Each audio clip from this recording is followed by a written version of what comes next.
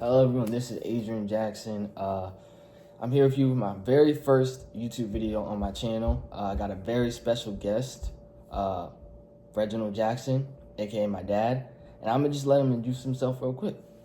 Hello everyone, I'm Reginald Jackson Senior. Like Adrian said, I'm his father. All right, we got some great questions today that I'm going to ask you, get a deep dive into how, like you're an older fella, so how, you got around, how, you used technology back in your days. So the very first question we got is, how did you receive news during the early stage of your life, childhood, teenage years, and early adulthood? That's a great question to start off with. As a youngster growing up, a lot of the news that we received was from local channels, local networks. We also received our news via the radio. And a lot of times we actually read newspapers and magazines. Print media these days are actually going away a lot. But that was our main way of receiving news. Okay, nice. Yeah, because I'm gonna say, like, our generation, we don't really read. We go on social media, we use Instagram and stuff like that, and it's kind of crazy because back in your days, you guys had to actually read newspapers, and it's like a lost thing now. So it's pretty cool. It's pretty cool.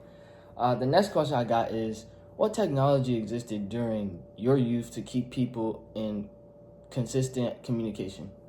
Now, I know y'all are really used to using cell phones. Yeah. But back in my day, we had literally the house phone, which was one phone that everybody in the house used. It may have had maybe one line, but you might have used a phone that was in the kitchen, a phone that was in the bedroom. Along with phones, we also had pagers. Pagers. Wow. Which was very much like the predecessor to the cell phones, where the initial pages, you just got beeps, and people may have been able to put a number in there, more or less just a code. So if somebody paged you on your pager or your beeper, they might have put 911, which means it's an emergency, call soon, 311 where you're at information. So we had to be really creative in contacting each other. But to piggyback off that question, did the flip phones exist back when you were younger or in your early adulthood stages? I want to say flip phones came around as I was a young adult. Flip phones wasn't around when I was your age or any time before that. Okay. My next question is, what was your initial reaction when the internet became accessible? And hold on, were you excited, fearful, anxious, or what was your reaction to that? Great question. My reaction was more or less excitement, because now using the internet, you have access to unlimited information. Growing up, if we had to do research, we literally had to go to the library. Unless you were people that was fortunate enough to have a stack of encyclopedias. No, you're fine. So once the internet came around, you really no longer had to go to the library to do research. You didn't have to look up information on encyclopedias. You could literally go on a computer and do all the research you need to find out on that computer. So it was an exciting time. Yeah, and I was gonna piggyback off that. Like, our generation, once again, we have everything in the palm of our hands. We can. Correct. There's Alexas, there's Siris, we have cell phones. Like, I feel like back in your generation, it was a lot harder to find the things you were looking for. If you had a question about something, you had to use the letter type thing. I can't remember the name of it, but I'm pretty sure you know what I'm talking about. But yeah, in our generation, we have it a lot easier. So yeah. I definitely agree. I was excited too when the internet became more accessible or accessible. Yeah, accessible. So how does technology shape your life today? Wow. Technology now affects every point in people's lives. Even with the creation of AI right now, this is another step in technology that's going to be leaps and bounds on what we're going to be able to do.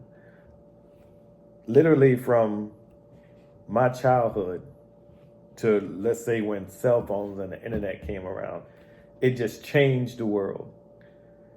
Now that we have AI and technology so readily accessible, it's going to take things even further to the next level. So you definitely have to be more aware of or cognizant of using AI or using different methods of using this power that was given to us called the internet.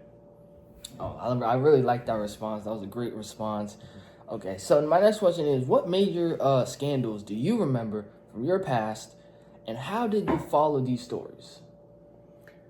Wow, there were so many different scandals, not to the level that y'all have now. Yeah, we got mind a lot you, of scandals.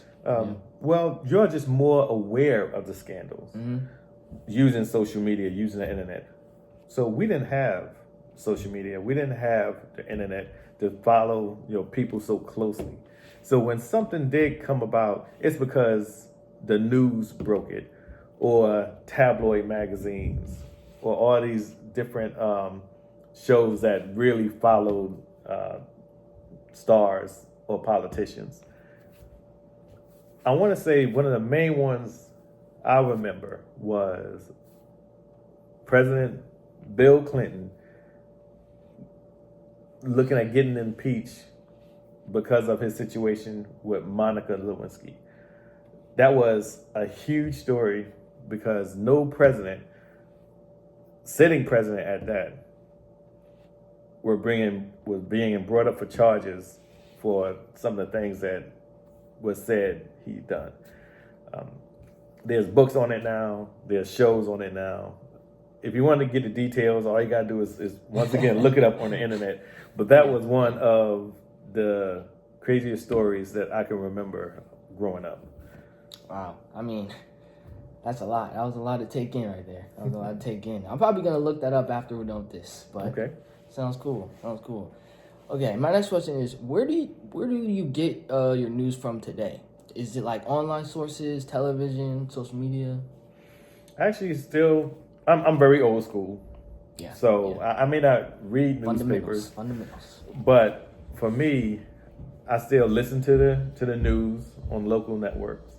I still listen to NPC on the radio, WTOP on the radio. I listen to Bloomberg. So a lot of my news that I receive is the local news, radio news, and every once in a while I might listen to CNN or other network news stations. That's very interesting because me personally, and I know this, I speak for a lot of people in my generation, I just get my news from social media. So like seeing the difference between like how you get your news and just how I get my news, like it seems very interesting to me because normally when I go on social media, I see something, I'm like, oh, but I have to back check it. I have to like fact check it too. I would go on Google and like usually search it up, but that's really interesting how you get your news. Yeah. That's like one of the major differences between the generations. I'm just used to getting my news a certain way, and I feel comfortable with it, getting my news like that. Where you're more of a social media generation, so that's where you feel comfortable getting your news. All right, getting to the final few questions here. Okay. Oh, actually, this last one. What concerns do you have about a younger person getting news primarily from the internet? My concern is fake news. And there's a lot of fake news out there. So how do you really distinguish what is actual news, what is fake news, what is propaganda?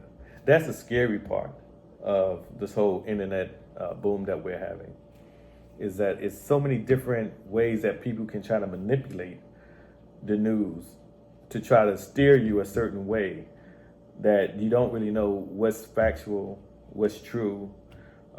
So that's my biggest concern. Even with the presidential election coming up, you heard just last week that the Russians or Iranians were looking into trying to manipulate the presidency election. So they're putting out fake news. You got other left or right wing people putting out false facts. It's just really tough right now for you to figure out what is actual news and what is just fake news that people tend to put out. So that's my biggest concern. Yeah, and I definitely agree with that, because sometimes I'll go on Instagram and I'll see all these fake pages, and it'll be like a fake NFL page, and they'll say, "Oh, someone got injured." I'm like, "Oh no," but it's just fake, and I'm just like, right. And you have to go to like the real site, the one with the blue checks. Normally those are correct. Another thing I would like suggest is like definitely like fact checking, or as we say, fact checking, that what you're seeing is like actually true. You could use Google, but sometimes Google's not always right. But I do agree, it's very dangerous out here, and it's really, really difficult to tell like what's real and what's fake, because people just, they want to get attention and get views and stuff.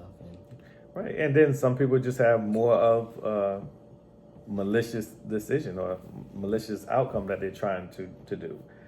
They want you to not vote by saying that there's no need for you to vote.